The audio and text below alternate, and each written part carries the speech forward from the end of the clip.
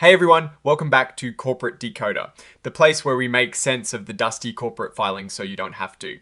Today we have Xcel Brands Incorporated signing in with a rather short but spicy update. Before we dive in, if you like getting the real story behind corporate announcements without the fluff, make sure to hit that subscribe button. For those of you who want to connect with other savvy investors and discuss these deep dives, join our Discord community, link is in the description. So, Xcel Brands Incorporated decided to file a Form 8K report on the 7th of October 2025. Think of an 8K as a company's way of saying something important just happened, and we need to tell everyone right now. It's like a breaking news alert for investors. The most crucial date here is the 7th of October, 2025. This is when the main event we're talking about today actually went down. The company we are looking at is Xcel Brands Incorporated, a name you might recognize if you follow the fashion and lifestyle space. They're involved in designing, marketing, and managing a portfolio of consumer brands. This tells us where Xcel Brands Incorporated is officially registered as a company, which is Delaware. This is pretty common for publicly traded companies in the US, as Delaware has business-friendly laws for corporations. This is the commission file number. It's basically an internal ID number the US Securities and Exchange Commission, or SEC, assigns to registered companies. Think of it as their social security number. This one is the IRS Employer Identification Number. It's like a tax ID number for businesses. This is their main headquarters address. They are based in the heart of New York City, and that is the zip code for their New York City office. This is their main phone number if you ever needed to reach them directly. Now, let's get to the juicy part, item 1.01, entry into a material definitive agreement. This means Xcel Brands Incorporated signed a really important contract. Imagine signing a deal that could change the course of the company. That's what this section is all about. So, on that key date, the 7th of October 2025, Xcel Brands Incorporated, which they'll just call Xcel from now on, signed something called the Third Amendment and Consent to Loan and Security Agreement. That's a mouthful, but it basically means they've changed a loan agreement they already had. This isn't a brand new loan, it's an update to an existing one. This amendment was made with the lenders who originally provided the loan and the main agent managing that whole loan situation, which is Feek Agent LLC. Think of Feek Agent as the conductor of an orchestra, making sure all the musicians, or in this case, lenders, are playing in tune. Here is what's really interesting. The lenders agreed to some big shifts. They consented to a transfer, which means something was moved or sold.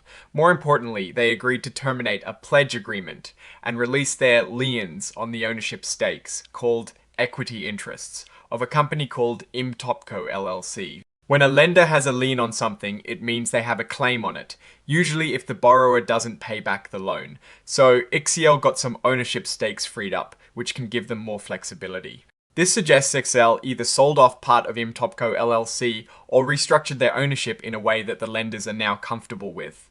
This kind of move often happens when a company needs to make changes to its structure to improve its financial standing or operational efficiency. This is another significant change. Before, Xcel might have been required to keep a certain amount of easily accessible cash called liquid assets in the company. This requirement was a minimum of $1 million. Now, with this amendment, that minimum requirement has been lowered. This means Xcel has more breathing room with its cash. They don't have to keep as much cash sitting idle, which could mean they can use that money for other things, like investments or operations. Imagine being told you always have to keep $5,000 in your checking account, and then the bank says you only need to keep $1,000.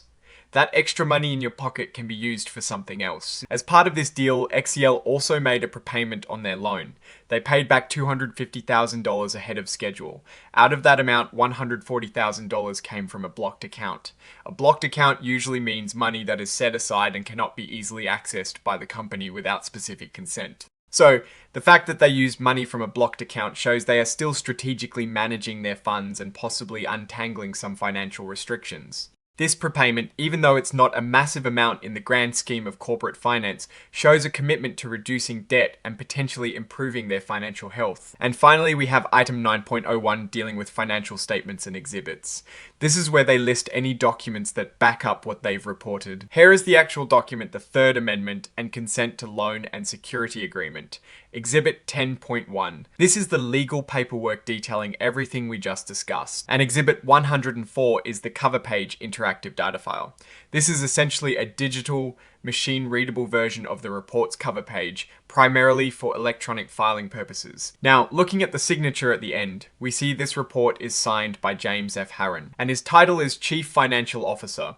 This makes sense as changes to loan agreements and financial covenants are definitely in the CFO's jurisdiction. The report was officially signed on the 10th of October 2025, a few days after the actual event happened on the 7th of October. So, what does all this mean for Xcel Brands Incorporated? On its surface, this filing shows a company actively managing its debt and financial structure. The reduction in the liquid asset covenant is a clear sign of increased financial flexibility.